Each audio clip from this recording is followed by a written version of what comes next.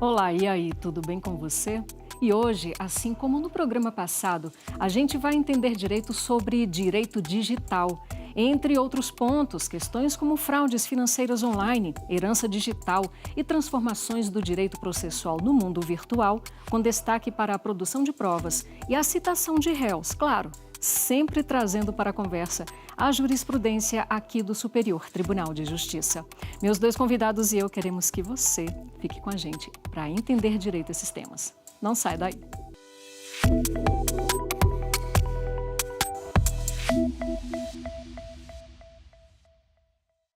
Bom, eu vou fazer o convite que eu fico sempre ansiosa para fazer. De olho no nosso telão, porque eu já estou aqui com os meus ilustres convidados. Minha convidada é a doutora Ana Paula Canto de Lima, professora, advogada especialista em Direito Digital e Proteção de Dados e membro da Comissão de Proteção de Dados do Conselho Federal da OAB, além de presidente nacional da Comissão de Crimes Cibernéticos da ABCCRIM, a Academia Brasileira de Ciências Criminais. Doutora Ana Paula, muito bem-vinda aqui ao Entender Direito. Muito obrigada, Fátima. É um prazer estar aqui com você e com todos que vão nos acompanhar pelas redes, pelo YouTube, pela TV, enfim, de qualquer forma. Todas as plataformas do STJ, além de TV e Rádio Justiça. Bom, também temos aqui o meu ilustre convidado, é o doutor Oscar Valente, juiz federal do Tribunal Regional Federal da 4ª Região, doutor em Direito pela Universidade Federal do Rio Grande do Sul, professor no mestrado em Direito e Segurança da Informação da Universidade Europeia de Lisboa e coordenador do Comitê Gestor de Proteção de Dados do TRF4. Doutor Oscar Valente, muito obrigada antecipadamente por nos conceder essa conversa, essa entrevista, essa aula de hoje aqui no Entender Direito. Muito obrigado, Fátima. Para mim é uma honra poder participar aqui do Entender Direito e conversar com a doutora Ana Paula sobre algumas questões que vêm ficando cada vez mais difíceis de direito digital para a gente tentar entender e descomplicar essas questões que vêm surgindo e chegam muitas vezes no STJ para que seja tomada alguma decisão. Eu já começo então com o senhor, doutor Oscar Valente, perguntando o que mudou então no direito, né, desde essa era digital, aí estamos na era digital, o que mudou no direito, afinal de contas, né, nessas relações jurídicas envolvendo o direito digital, o ambiente virtual? Eu sempre brinco, né, que por ser professor de direito digital, eu deveria defender melhor a disciplina, mas a gente já começa tendo uma dificuldade aí, né, do que é direito digital, o que se enquadra em uma regulação ou na existência de institutos jurídicos próprios aí do ambiente digital, e isso vem ficando cada vez mais complexo nos últimos anos, e a cada dia que passa vão surgindo novas situações e uma maior dificuldade para o direito, né, regular o ambiente digital. Então, muitas pessoas podem até imaginar que quando a gente fala em direito digital, a gente esteja falando apenas de aplicar o direito que já existia anteriormente, as normas da Constituição, o Código Civil, o Código de Defesa do Consumidor, os códigos processuais, às situações que agora acontecem na internet. Isso faz um certo sentido, mas explica metade da história, explica metade do que acontece, né? Porque hoje não muda apenas o cenário das relações jurídicas e eventualmente aí de conflitos, de atos ilícitos ou de negócios jurídicos que acontecem diariamente no ambiente digital, mas a própria estrutura das relações jurídicas também mudou, e aí, né, o direito digital tem esse grande desafio de regular essas novas situações que surgem, e aí sem exagero, surgem diariamente no ambiente online. O direito, vamos pensar principalmente no direito civil, né, tradicionalmente a gente vai discutir ali, analisar a regulação de pessoas, de bens, de contratos e de responsabilidade civil. No ambiente digital, essas categorias ainda continuam existindo, mas com algumas diferenças. Por exemplo, a forma de produção e de ocorrência de fatos e atos jurídicos muda, a circulação da informação também muda bastante, talvez esse seja o aspecto principal, porque isso leva a uma mudança na escala dos efeitos jurídicos que acontecem no ambiente digital. Quando nós falamos nas normas tradicionais reguladas, elaboradas, numa época em que se pensava apenas nas relações que acontecem no ambiente físico, Quando há uma prática de um ato ilícito ou a realização de um negócio jurídico, um contrato, ou quando surge um conflito entre duas pessoas, nós estamos pensando em um espaço limitado, em um número restrito de pessoas envolvidas e os efeitos são relativamente controlados. Mas quando um mesmo negócio jurídico acontece no ambiente digital, ele tem o potencial de alcançar, de atingir milhões de pessoas ao mesmo tempo, milhões ou até bilhões de pessoas ao mesmo tempo, atravessa fronteiras de forma instantânea, então não há um controle geográfico do limite dos efeitos que esse ato pode causar, e tecnicamente ele vai permanecer de uma forma acessível de modo indefinido, né?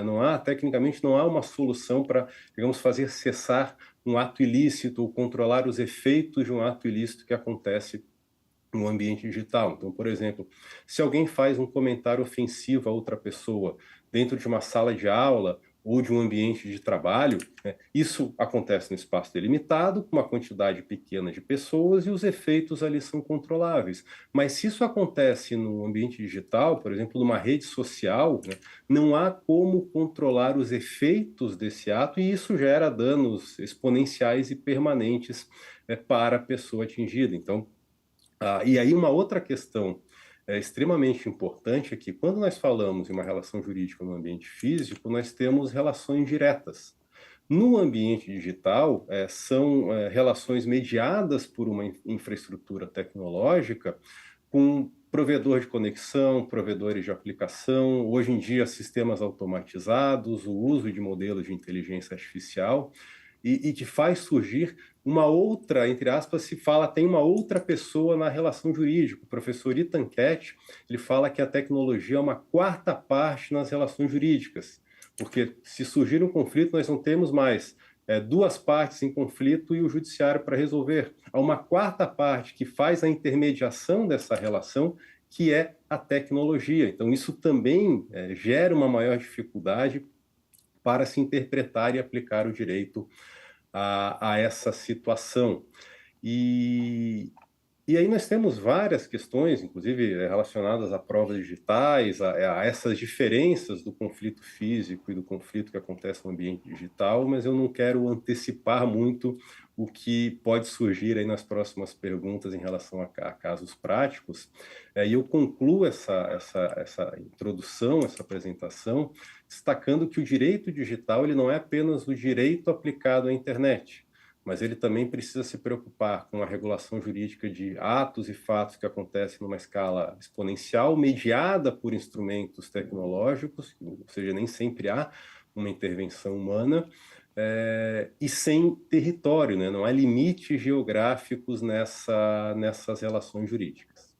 Isso é um ponto, é muita coisa para falar, né, doutor Oscar? Agora, com a doutora Ana Paula, é o seguinte, falando agora de fraudes no ambiente virtual, relacionado especialmente a fraudes bancárias, né, contas bancárias utilizadas por estelionatários. Como é que se prova que houve o devido cuidado e zelo da instituição financeira, né? Como é que se comprova isso e que não houve falha na prestação de serviço? A gente vai falar, então, agora, né, da parte mais prática, né, do que acontece no dia a dia das pessoas. Olha só, Fátima, é muito importante que o banco ele consiga comprovar que houve uma verificação documental adequada, especialmente quando a gente fala da abertura da conta, né? Porque atualmente com contas digitais, muitas vezes a gente não consegue alcançar um nível de exigência que muitas vezes antes a gente teria indo até uma agência física. Então, é muito importante essa validação de identidade por biometria, é muito importante que haja efetivamente um cruzamento, né, dessas informações recebidas pelo banco, por exemplo, quando vai se abrir uma conta digital, em relação às bases públicas e privadas que eventualmente sejam possível fazer esse cruzamento. É importante validar as informações daquele correntista, né, do consumidor, além de ter mecanismos antifraude, que é indispensável, análises de risco, porque o banco ele precisa demonstrar zelo, ele não pode demonstrar negligência de jeito nenhum. Então, quando a gente fala de monitoramento, por exemplo, ele tem que ter algum tipo de monitoramento, de detecção de transações, ele tem que perceber se aquele perfil comportamental do consumidor, do correntista, né, do usuário, ele está de acordo com as transações bancárias, tem que ter alertas, né, que possam, de forma automatizada, capturar essas informações, além, obviamente, de documentos claros, políticas internas, prevenção à fraude, questão de proteção de dados, tem que ser muito rigorosa, a governança relacionada aos dados e, principalmente, conseguir identificar essas movimentações fraudulentas, suspeitas, né? Então, para a instituição financeira ela se esquivar de eventual responsabilidade, ele tem que demonstrar tudo isso e que está de acordo, né, com todos os protocolos determinados pelo Banco Central, inclusive no sentido de abertura de conta, né? Então, ele tem que estar de acordo com as normas e ter todos os mecanismos compatíveis para que ele seja possível identificar, monitorar e intervir caso se perceba que haja ali uma situação que possa identificar ou dar indício de uma fraude ou de um golpe. Então, é muito importante que haja, inclusive, um rastro palpável em relação a isso, porque não adianta apenas alegar, né? Alegar que tem uma governança, alegar que está em compliance, alegar que tem mecanismos, que tem tecnologia, que tem uma inteligência artificial para detectar indícios de fraude, se não houver efetivamente uma demonstração. Então, assim, uma boa prática é você trazer, né, que está de acordo com a resolução do Bacen em relação à abertura de contas, é trazer que você tem como demonstrar de forma clara que você está agindo de acordo com a legislação, inclusive com a legislação de proteção de dados e todas as outras que incidirem aí quando a gente está falando de instituições bancárias. Doutora Ana Paula, mas quando o próprio cliente bancário fornece ou é induzido a fornecer os dados a um golpista, a gente está falando agora de estelionato, né? Como é que se pode Aham. afastar a chamada culpa concorrente? Olha, Fátima, é muito importante a gente dizer isso, inclusive para quem estiver nos acompanhando agora, que não seja da área do direito, que quando o consumidor ele está exposto a uma situação de golpe, né, ele precisa entender que ele está ali numa situação de golpe para que seja aplicada uma culpa concorrente. Então, se a gente não consegue que ele identifique, né, se ele foi levado a erro, se existe ali um golpe que ele não consegue identificar que ele está sofrendo aquele dano, então é muito difícil a gente conseguir fazer com que ele responda de forma concorrente, porque, como eu disse anteriormente, o banco ele tem que ter essa obrigação, essa responsabilidade primária do banco, né? Ele tem que trazer todas as condições de perceber, por exemplo, se eu estou ali no meio de uma fraude ou de um golpe e estou envolvida nessa situação ali por criminosos, então eu não estou no meu raciocínio lógico normal. Então, eu vou ser induzida a acreditar que existe um risco, que existe uma urgência, que existe uma situação em que meu dinheiro que está no banco está em uma situação de ser retirado, porque ou alguém comprou no meu cartão de crédito, ou alguém acessou minha conta indevidamente. E aí, essa sensação de urgência, né, essa necessidade de fazer alguma coisa, faz com que muitas vezes o consumidor ele acabe praticando condutas que ele não praticaria se ele tivesse em uma situação normal, né? Porque isso acaba tirando um pouco do racional, né, de nós enquanto seres humanos, quando a gente se coloca numa situação de risco muito iminente. Então, o que é que acontece? É preciso que o banco tenha maneiras de perceber que aquilo que está acontecendo tem indícios de fraude, de golpe, e com isso ele identificar e interferir, né, para barrar esse trâmite, né, essa jornada do golpe. Então, quando você percebe, por exemplo, que aquele consumidor ele está tendo movimentos que ele não faria na sua conta, ele está com alguma conduta que ele não pratica normalmente, ele está saindo fora do padrão dele de comportamental do banco, o padrão dele de consumidor, né, do perfil dele ali no banco. Então, é necessário que o banco realmente tenha formas de não só identificar, como interferir e barrar, trazendo, por exemplo, uma autenticação de dois fatores, pedindo para o cliente validar alguma transação, né?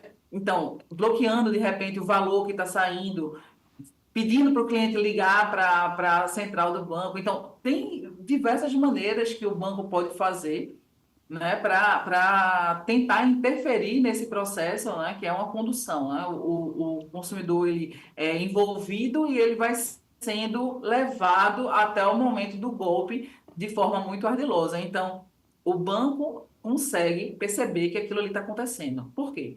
Tem movimentações atípicas, valores altos, pagamentos de boleto que ele normalmente não faria. Às vezes o criminoso ele adquire empréstimos em nome do consumidor. Então, é necessário realmente que o banco ele perceba que tudo isso que está acontecendo não é normal. Então, se eu estou pedindo um empréstimo, por exemplo, a uma instituição bancária, onde o meu perfil não é de fazer esse tipo de solicitação e de pegar empréstimo, então o que é que o banco poderia fazer? Solicitar uma biometria, solicitar que eu ligasse para o banco, solicitar que eu assinasse um contrato, então dificultar para que o consumidor que está ali naquele momento de grande tensão emocional, ele consiga parar um pouco e refletir. E com isso ele vai recuperar, né, a racionalidade e perceber que isso pode ser um golpe. Se ele perceber que pode ser um golpe, ele já está a meio caminho de ele não cair no golpe, porque a maioria dos golpes, quando são aplicados, eu vejo muito isso ser relatado aqui no escritório, antes, assim que a pessoa conclui, ela diz, cai no golpe. Ou seja, ela percebe imediatamente que ela caiu no golpe, no momento em que ela cai no golpe. E por que que ela não percebeu antes? Porque ela estava ali envolvida, emocionalmente envolvida, com aquele senso de urgência. Na hora que baixa a adrenalina, que ela faz a transferência, aí ela começa a racionalizar aquela situação e diz, cai no golpe. Então, ou seja, ainda que o cliente ele forneça senha ou que ele acesse um ambiente digital, da forma como aconteceu o golpe, o banco ele tem condição, né? A instituição bancária ele tem condição plena de, com as tecnologias corretas, com a condução correta do processo interno, capturar essa percepção de que é um golpe em andamento ou uma fraude e intervir antes que o prejuízo maior realmente seja causado ao cliente. Se puder complementar um pouco. Por favor, doutor Oscar, por favor. Eu só quero destacar o que a doutora Ana Paula disse ali no final, e isso afeta muito essa discussão sobre a culpa concorrente, né? Porque, via de regra, o que se argumentava? Se o cliente entregou a senha ou algum código de duplo fator de autenticação, se entendia que ele tinha contribuído para o dano, isso podia reduzir ou até excluir uma eventual condenação ao pagamento de indenização. E a terceira turma do STJ, principalmente, vem decidindo que, nesses casos, nesses golpes que acontecem no ambiente digital, é preciso levar em conta que nem sempre o consumidor está agindo de forma negligente, né? Pode perceber depois, como a doutora Ana Paula falou, logo depois de sofrer o golpe, mas ele está ali agindo diante de um cenário simulado. Então, aqui não é importante perguntar não apenas o que a pessoa fez, de que forma o consumidor agiu, mas se esse comportamento era manipulável ou não, ou seja, se houve um erro voluntário, e aí se pode falar em culpa concorrente ou até culpa exclusiva da vítima, ou se foi um erro induzido por uma engenharia social que ela não tinha como perceber que se tratava de um site ou um número falso e não realmente o da instituição financeira.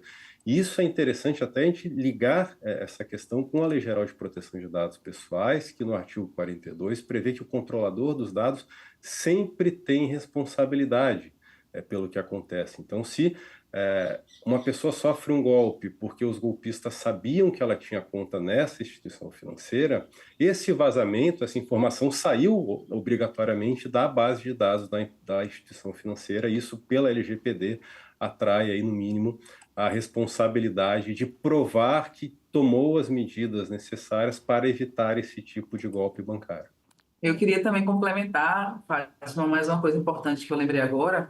Quando o consumidor ele passa a fazer parte desse golpe, ele, como o doutor Oscar falou, ele não tem muitas vezes esse discernimento. Eu tive, por exemplo, uma situação em que o cliente recebeu uma informação por SMS dizendo que ele precisava reformular a senha dele, porque estava em risco, e ele tinha até a data X para fazer essa troca de senha.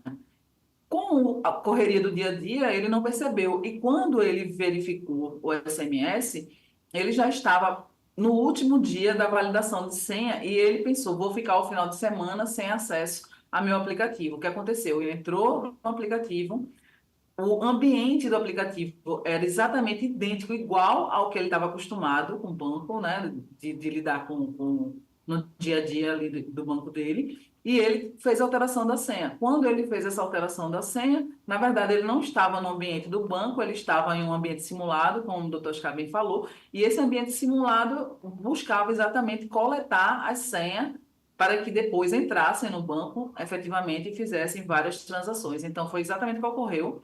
E ele só descobriu que isso tinha acontecido no domingo, quando ele foi usar o cartão de crédito, já não tinha mais limite, porque usaram o cartão de crédito, fizeram um empréstimo em nome dele, utilizaram o limite do cheque especial, fizeram compras com cartão de crédito, pagaram boletos. Então, veja, quantas coisas foram feitas na conta dele que não era, né, o perfil do cliente e, principalmente, em um tempo muito reduzido.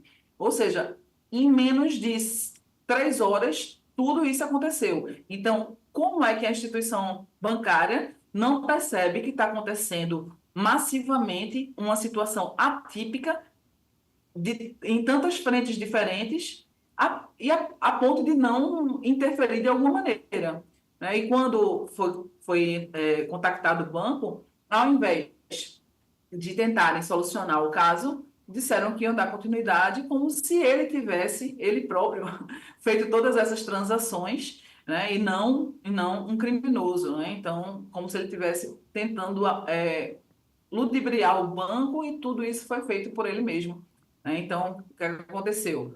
O banco ele falhou não só no momento em que ele não detectou o que estava acontecendo, como também falhou no momento em que o cliente procurou por ele para tentar solucionar o caso. Então, é muito importante que a gente tenha em mente que quanto mais falhas tiver a instituição bancária, né, mais fácil de a gente conseguir trazer a responsabilização efetiva e, inclusive, majorando, né, eventuais danos morais. Bom, a gente está falando aí de fraudes financeiras e a gente continua, mas agora falando de um ponto não tão novo assim, né, que é o âmbito aí dos valores de criptoativos, né, situações envolvendo criptoativos. O STJ já definiu responsabilidade objetiva para exchanges ou corretora de criptomoedas. E nesse contexto, o tribunal aplicou, por analogia, a súmula 479, segundo a qual as instituições financeiras respondem de forma objetiva, ou seja, sem a necessidade de provar culpa por danos causados diante de fortuito interno, que são fraudes e delitos praticados por terceiros em operações bancárias. Agora, doutor Oscar, eu gostaria de saber em que medida, né, isso aproxima essas plataformas do regime de deveres dos bancos tradicionais, né, enfim, convencionais. Isso é extremamente importante, essa decisão da quarta turma do STJ, uma decisão recente sobre esse assunto, e anterior até mesmo à regulamentação, que boa parte dela entrou em vigor agora no dia 2 de fevereiro de 2026 do Banco Central, da lei das criptomoedas. Né?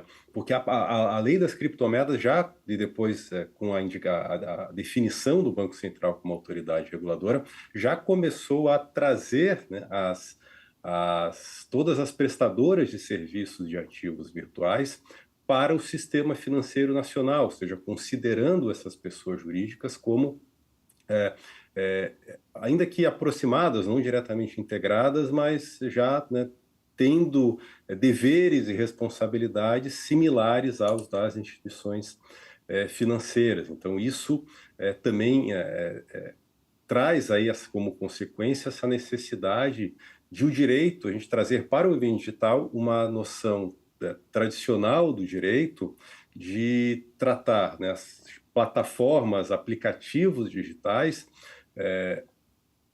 formalmente como elas são ou precisam ser pessoas jurídicas e estão ali exercendo funções típicas do sistema financeiro e, em consequência, em eventuais danos também vão responder como se fosse uma pessoa jurídica integrante do sistema financeiro nacional. E aqui essa aplicação da súmula 479 também é importante porque traz para o ambiente digital a aplicação da teoria do risco, que é algo que eu venho defendendo há algum tempo de uma forma mais ampla, também voltando a falar um pouco da LGPD, na responsabilidade prevista nos artigos 42, 43 em diante da LGPD, de que, em regra, qualquer operação que acontece no ambiente digital deve ser tratada como uma atividade de risco. Então, um dano causado no ambiente digital, em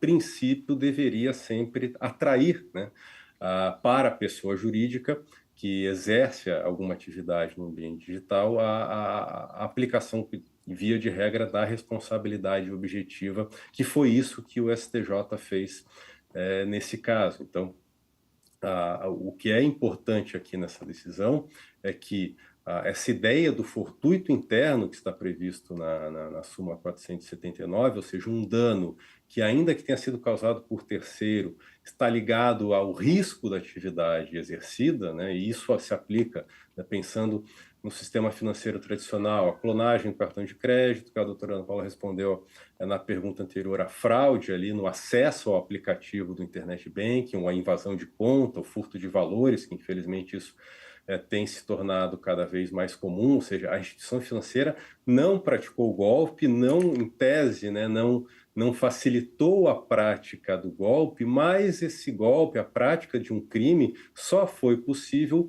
com o uso da estrutura criada e gerenciada pela pessoa jurídica, e por isso se atrai a teoria do risco e a aplicação da responsabilidade objetiva.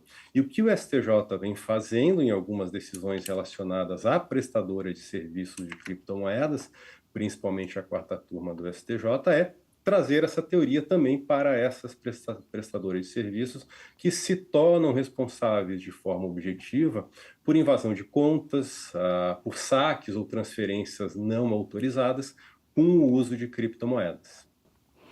Certo. Bom, o doutor Oscar falou aí de uma decisão da quarta turma que é de direito privado aqui da STJ, né? Agora, falando de uma decisão da terceira turma, ainda no âmbito do direito privado, doutora Ana Paula, a terceira turma já definiu que, no cumprimento de sentença, o juízo ele pode enviar ofício às corretoras de criptoativos para localizar e penhorar eventuais valores em nome da parte que está sendo ali executada. A senhora considera que o judiciário está à frente, então, porque, de repente, há essa lacuna legislativa? Como é que está esse cenário? Aqui no Brasil, eu acredito que a gente tem sempre que seguir a legislação é que vai trazer esse direcionamento, né? Obviamente que a gente tem jurisprudência, mas quando a gente tem uma legislação específica é muito mais fácil, porque muitas vezes a gente tem algumas formas de fazer esse tipo de solicitação, mas na prática elas não são cumpridas, né? Como a gente, por exemplo, quando a gente solicita algum tipo de informação para algum outro país, por mais que a gente tenha um acordo, né, que faça com que eles supostamente devessem cumprir as informações que a gente solicita. Mas quando a gente percebe que existe qualquer tipo de brecha jurídica e que essa brecha permite que a empresa ou a instituição ela se esquive do cumprimento da obrigação legal, isso dificulta bastante. Então, eu entendo que por mais que haja um entendimento, uma jurisprudência, é necessário que haja especificamente uma legislação falando sobre o tema, para que a gente consiga, de forma mais prática e mais efetiva, chegar ao resultado final, que nesse caso seria solicitar que houvesse, né, o atendimento à sentença que foi determinado que os bloqueios fossem feitos. Por favor, doutor Também, Oscar, fique à vontade. Esse é um tema, obrigado, um tema que me interessa bastante, né? Porque a lei de criptomoedas, que é de 2022, como eu mencionei na pergunta anterior, ela acabou sendo regulamentada e vai efetivamente passar a ser aplicada agora em 2026. Ela trata basicamente das atividades das prestadoras de serviços de ativos virtuais, então não há uma regulação específica, né, das negociações com criptomoedas no ambiente digital, mas uma regulação das atividades das intermediárias.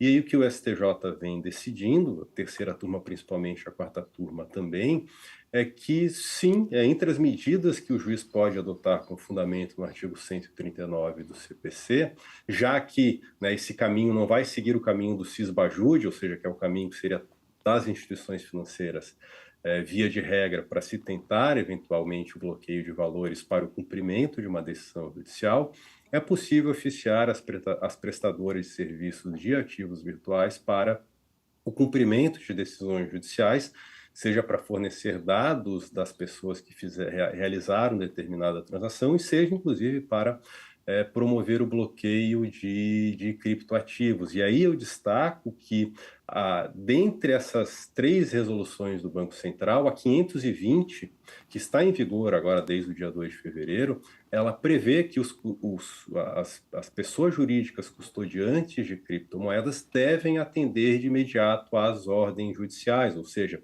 isso eventualmente alguma infração ou algum descumprimento pode levar a algum tipo de sanção, até mesmo a proibição de atuar no país no mercado de criptomoedas. Então, ainda que a lei de criptomoedas não trate especificamente do objeto, mas principalmente das atividades realizadas nesse ambiente digital, o fato de nós termos uma lei reguladora, nós já podemos considerar que as criptomoedas são ativos patrimoniais penhoráveis, e eu vejo que o grande problema aí que nós temos ainda é da legislação processual, tanto no direito civil quanto no direito penal. Nós não temos ainda normas processuais suficientes para dar efetividade a esse tipo de cumprimento. Ainda o cumprimento é muito lento se comparado com a velocidade das relações que acontecem no ambiente digital. Certo. Doutor Oscar, eu tenho uma dúvida que, na verdade, assim, é mais uma dúvida particular, né? Porque a gente sabe que os influencers, né, os influenciadores digitais, eles são, de fato, uma realidade e, assim, se tornaram parte do nosso dia a dia. Eles, como o próprio nome sugere, influenciam no modo de se vestir, no consumo, no lado profissional, por que não dizer, influenciam no dia a dia das pessoas, no nosso cotidiano. Agora, minha dúvida é, eles podem ser responsabilizados por produtos que eles anunciam nas próprias plataformas, estão ali gerando queixas de consumidores? Como é que está esse cenário, doutor Oscar? É uma excelente pergunta e é algo bastante duvidoso ainda, né? Eu já vejo, na advocacia já se tem aí alguma especialização de advogados que atuam exclusivamente na orientação jurídica de influenciadores digitais, né? Não atuando apenas em processos judiciais, mas de uma forma preventiva, orientando sobre o que eles podem e não podem fazer, e essa hoje em dia é uma atividade extremamente importante, inclusive para a advocacia. Então, nós temos casos aí em que uma influenciadora foi condenada a indenizar uma seguidora que não recebeu o produto comprado de uma empresa divulgada por ela, né? Nós tivemos casos, inclusive, até de responsabilidade criminal de um influenciador que vendia, anunciava produtos a preços muito baixos que não eram entregues, e aí depois, inclusive, nesse caso, até se descobriu que ele era sócio, né, da empresa que ofertava, né, e não entregava esses produtos. Então, isso também é uma questão importante de relação entre o direito digital e o direito do consumidor, né? E a gente pode trazer aqui o direito do consumidor para o direito digital para concluir que quem participa da cadeia de fornecimento de um produto ou de um serviço também responde solidariamente pelos riscos da atividade econômica. E aí nós já começamos a ver decisões, principalmente nos tribunais de justiça estaduais, que isso normalmente envolve, em regra, né, são relações privadas, e isso deve começar a ter algumas decisões, talvez uma formação de jurisprudência, ou até a afetação aí ao recurso repetitivo no STJ, de definir, né, quais são os limites aí de responsabilidade dos influenciadores digitais. Mas o que eu destaco, que eu chamo a atenção, uma linha comum, pelo menos um fundamento comum que eu tenho percebido em acórdãos de tribunais de justiça, é que, se nós aplicarmos o direito do consumidor a essas relações, a conclusão vai ser de que sim, o influenciador digital participa da cadeia de fornecimentos daquele produto ou serviço. Então, ainda que ele não seja sócio da empresa, ainda que ele não lucre, por exemplo, com percentual sobre os produtos vendidos, ele participou da oferta, então, em tese, de acordo com o Código de Defesa do Consumidor, ele pode sim ter responsabilidade civil por divulgar um produto ou um serviço que não foi entregue ou que seja entregue de forma defeituosa ou em desacordo com o anunciado. Eu poderia complementar? Claro, por favor. É importante a gente salientar também que no direito do consumidor, né, a publicidade ela vincula.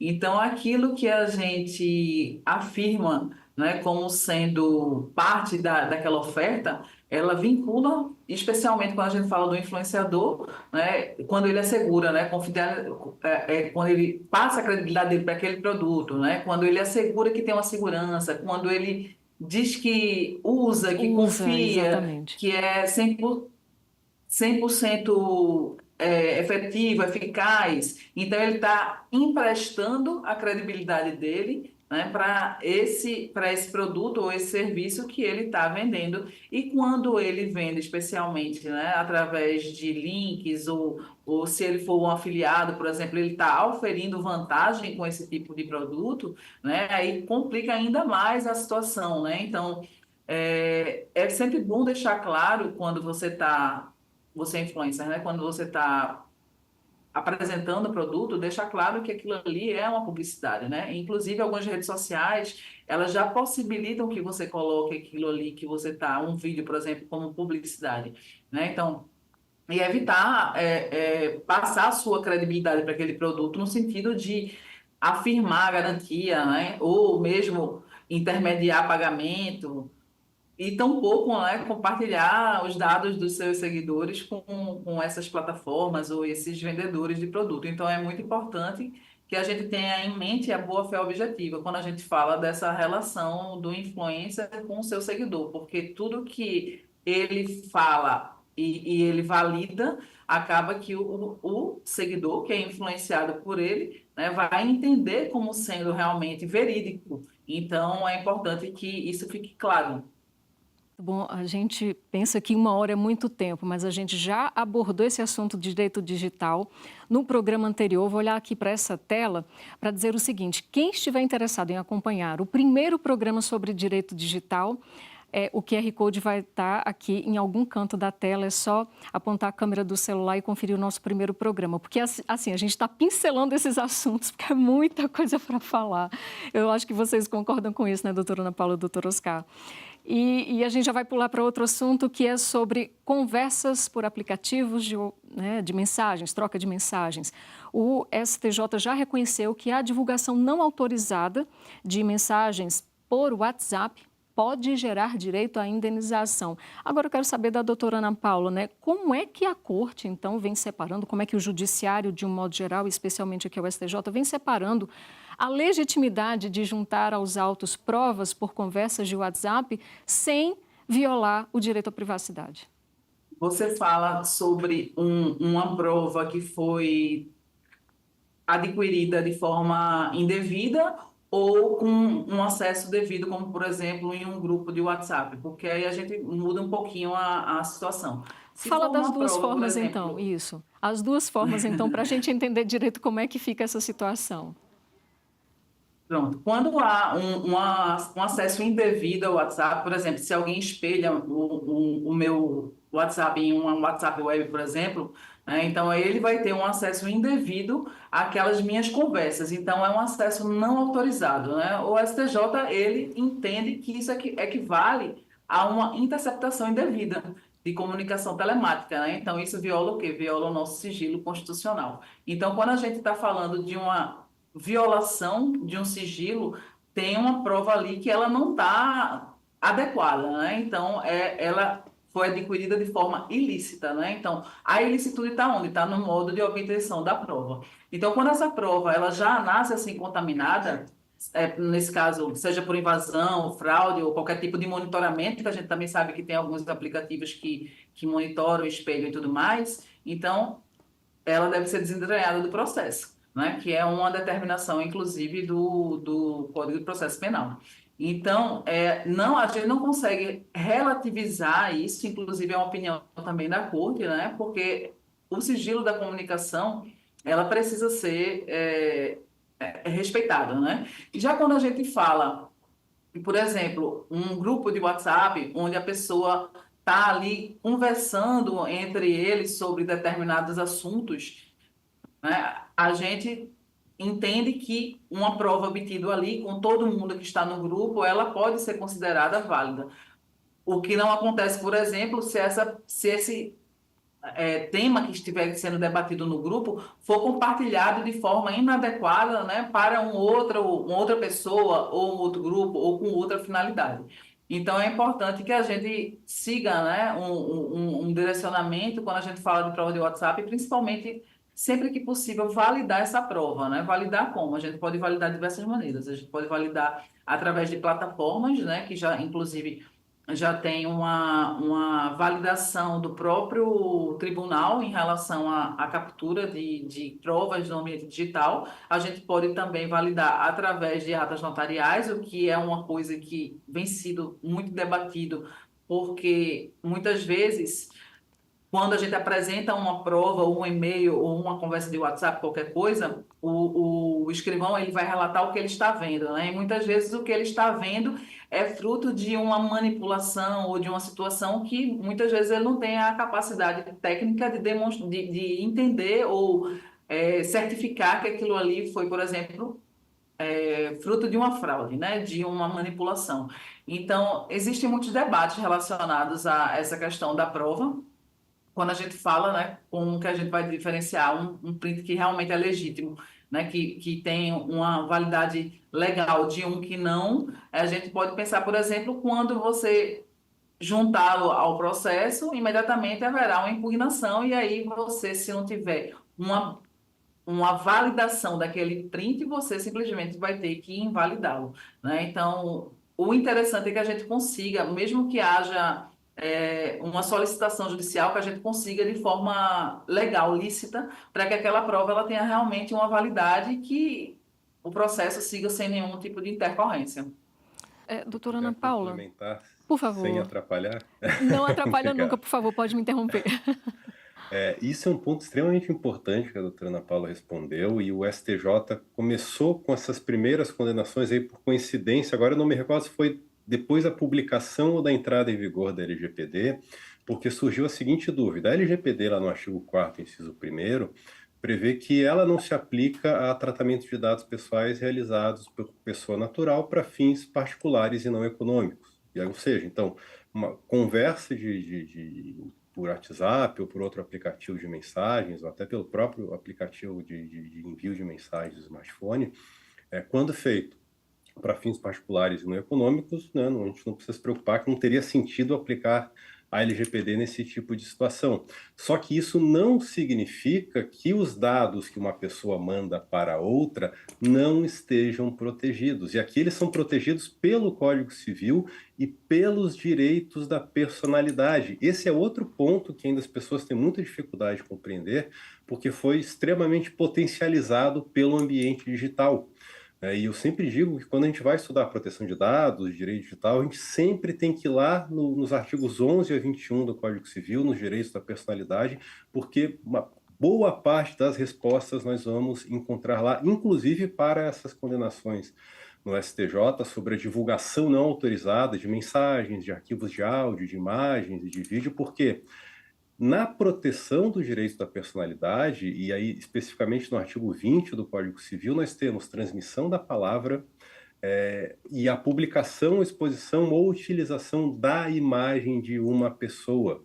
Então, se eu recebo uma mensagem, ou seja, só texto, ainda que seja só o texto de uma pessoa, ali está a personalidade daquela pessoa que é protegida pelo Código Civil. Então, não apenas imagens, áudios, vídeos, a própria mensagem de texto é protegida pelo Código Civil como direito da personalidade e não pode ser divulgada se não houver a concordância dessa pessoa. É claro que, eventualmente, em alguma discussão judicial, em um processo judicial, uma pessoa que tenha armazenada, né, conversas, arquivos de vídeo, texto, áudio, pode apresentar validamente como prova no exercício regular do seu direito ou da defesa essas mensagens. Mas se uma pessoa divulgar conversas, arquivos que ela recebeu de outra pessoa sem autorização dela, em tese pode estar violando o direito da personalidade dessa pessoa e aí se sujeitar às regras de responsabilidade civil. É isso que a segunda sessão, né, a terceira e a quarta turmas do STJ vem decidindo. Agora a gente vai falar sobre a citação, né? O STJ já definiu e admitiu em tese que a citação por WhatsApp pode ser convalidada se houver ciência inequívoca. Doutora Ana Paula, como é que pode acontecer essa ciência inequívoca, segundo precedentes aqui do STJ, para que o cartório oficial de justiça se certifique que realmente está falando com quem se quer falar? Olha, Fátima, isso aí é complicado. Por várias frentes diferentes, né? Primeiramente, se a gente for considerar que quando a gente vai citar pelo WhatsApp, a gente, bom, eu particularmente, o que é que eu costumo fazer, né? Quando muitas vezes, em algumas situações, a gente não consegue citar a pessoa de forma comum, da forma tradicional, né? A gente vai citar ali através de, ou pelo menos que ela tome conhecimento do processo. Eu procuro primeiramente conversar com a pessoa, né? Dar bom dia, boa tarde e tal, para que ela primeiro se fale, se manifeste, para depois você mandar. Porque se você chega mandando um ofício, por exemplo, né, uma informação judicial, se ela simplesmente tiver acesso e ela efetivamente não confirmar que ela teve acesso, ela não respondeu, ela não fez nenhuma menção de que tomou conhecimento, né? Aí complicaria como é que a gente iria fazer para demonstrar que realmente houve conhecimento. Se ela tivesse aquele marcador do WhatsApp o que fica azulzinho, né? Quando você recebe a informação ativa, aí você consegue demonstrar que efetivamente ele recebeu. Mas quando a gente clica numa mensagem enviada e coloca dados no WhatsApp, e muitas vezes, isso já aconteceu comigo, inclusive em relações familiares, de parecer lá que você leu, quando na verdade você não leu. Então, é complexa essa situação de você conseguir demonstrar, né, que realmente houve ali um acesso nessa situação de citação através do WhatsApp. Então, eu entendo que para que ela seja válida, seja necessário que a parte que está recebendo se manifeste de alguma forma. E, sob meu ponto de vista, a melhor maneira é você, primeiramente, buscar o diálogo, para que depois que a pessoa responda o diálogo, você efetivamente envie, né, e formalize ali a citação. Bom, a gente vai ter que se despedir antecipadamente da doutora Ana Paula Canto de Lima, porque ela tem um compromisso inadiável, mas a gente agradece, assim, demais essa sua participação tão maravilhosa aqui na segunda parte do Entender Direito, sobre direito digital. Doutora Ana Paula, muito obrigada. Espero contar com a senhora em próximas vezes.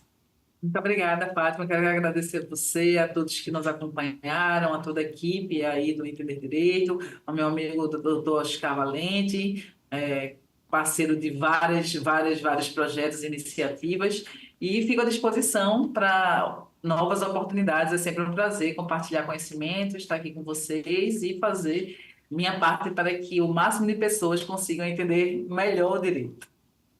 Muito bom. A gente continua, então, o programa sobre direito digital nessa segunda parte do Entender Direito com o Dr. Oscar Valente. Dr. Oscar, já retoma aqui, né, que o CNJ e até tribunais locais já editaram atos sobre comunicações eletrônicas.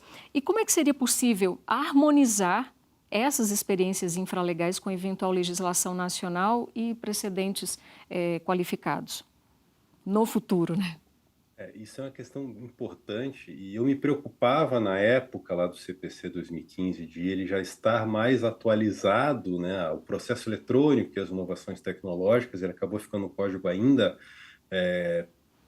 pensado, baseado no processo de papel, mas o que acabou facilitando, né, e deixando que essa atualização acabe acontecendo por, como eu já mencionei, né, atos do CNJ, ou eventualmente os tribunais regulamentando e atualizando essa prática de atos e comunicações por meio eletrônico, e aí, né, com adaptações de normas de procedimento, sem essa necessidade de esperar sempre que aconteçam atualizações legislativas e acaba acontecendo de uma forma mais demorada. Então, a gente já tem uma mudança na prática, né? Os tribunais vão formando ali a jurisprudência ou os precedentes vinculantes, ainda que a lei não tenha sistematizado. Então, o CPC já foi modificado, né, nesses quase 10 anos aí de vigência, inclusive, né, já com normas mais atualizadas sobre citação eletrônica, mas ainda faltam normas sobre provas digitais, né, sobre outras comunicações que acontecem, a própria realização de audiências e de sessões de julgamento telepresenciais, virtuais ou híbridas não têm, né, fundamento legal, mas apenas infralegal, o que acaba mais, eu vejo isso como algo que facilita, né, que os tribunais acompanhem a dinâmica das mudanças e das evoluções tecnológicas e a gente não fica engessado ali de acordo com o que a lei permite, né? O próprio programa Justiça 4.0 do CNJ vem auxiliando muito os tribunais a essa atualização, a esse acompanhamento, né, a integração das evoluções tecnológicas à prática processual. Bom, doutor Oscar, a gente vai falar de um tema considerado até recente no âmbito jurídico, né? Herança digital. A terceira turma aqui do STJ já definiu que o acesso à herança digital, protegida por senha, exige incidente processual próprio. Antes de a gente esmiuçar esse precedente, primeiramente eu gostaria de saber o que seria a herança digital. Essa é uma questão bem recente ainda que gera muitas dúvidas, que eu falo de uma forma mais ampla, tem legado digital, porque seria aí o conjunto de bens, direitos, interesses juridicamente relevantes no ambiente eletrônico que permanecem após a morte de uma pessoa. E a grande discussão que nós temos na doutrina é se envolve apenas bens patrimonialmente transmissíveis, como ativos econômicos digitais, as próprias criptomoedas, o saldo em contas bancárias de bancos virtuais, eventualmente aí, contas monetizadas em redes sociais, milhas aéreas, pontos em programas de fidelidade, créditos em aplicativos, né? Tudo isso, né, o que tem algum valor patrimonial, né, não gera muita dúvida de que vai entrar ali no patrimônio a ser partilhado na sucessão. Mas também, hoje em dia, uma pessoa deixa bens existenciais digitais, ou seja, que normalmente não tem valor econômico, mas tem um valor pessoal, afetivo e que pode interessar os sucessores também, como fotos armazenadas na nuvem ou em aplicativos digitais, né, vídeos, as contas de e-mail pessoal, as contas em redes sociais, as mensagens privadas trocadas nessas aplicações e que eventualmente algum familiar, algum herdeiro ou sucessor pode ter interesse ali na preservação da memória, na identidade da pessoa falecida. E, além disso, nós temos alguns bens que têm natureza híbrida, que, ao mesmo tempo, tem essa característica pessoal de um direito da personalidade, mas também tem reflexos patrimoniais. E, principalmente, as contas em redes sociais, né? Muitas vezes a pessoa usava aquilo para monetizar ou exercia a sua profissão na rede social, como nós falamos agora há pouco dos influenciadores digital. As contas, né, em plataformas de streaming ou em outro tipo de plataforma, isso tem gerado dúvidas em outros países, principalmente, porque esses aplicativos eles fazem um contrato de prestação de serviço com aparência de compra e venda de bens. Então, quando nós temos uma conta em algum aplicativo de filmes e séries, por exemplo, nós não temos uma mídia com aquele filme. O filme não é nosso, nós temos acesso àquele serviço enquanto, né, a assinatura for paga mensalmente. O mesmo vale para livros eletrônicos. Nós acreditamos que estamos comprando os livros e armazenando em uma conta digital nossa, mas não é. Se nós pararmos de pagar em um mês aquela mensalidade, nós deixamos de ter, nós perdemos o acesso a esses e-books. Então, isso tem gerado muitos debates, né, sobre o que é direito de propriedade, pode ser transmissível, o que é uma projeção digital da personalidade e o que tem essa natureza híbrida, que apesar de ser uma proteção digital da personalidade, também tem conteúdo econômico e pode ser transmissível aos sucessores. Então, é esse tipo de discussão que tem gerado a necessidade de intervenção judicial, principalmente quando envolve a privacidade da pessoa falecida, ou seja, uma rede social, uma provedora de contas de e-mail tem o dever de fornecer acesso aos sucessores à conta daquela pessoa já falecida, ou isso violaria, né, direitos de privacidade, intimidade ou até de segredo que a pessoa que faleceu não gostaria de compartilhar com ninguém, inclusive com seus familiares. E ainda sobre esse julgamento sobre herança digital, o primeiro precedente, né, se eu não me engano aqui do STJ, O que seria, então, esse incidente processual próprio, né, que foi o STJ que definiu nesse julgamento, doutor Oscar? O STJ, a terceira turma do STJ, já começa, né, a mostrar, né, algo que mais, acho que talvez até aproximado dessa ideia híbrida de prever ou permitir a transmissibilidade dos bens que tenham algum conteúdo econômico, né? E aí por isso que eu faço a diferença entre herança e legado digital, porque aí o legado digital abrangeria tudo, inclusive, como mencionei, bens que se referem apenas aos direitos da personalidade.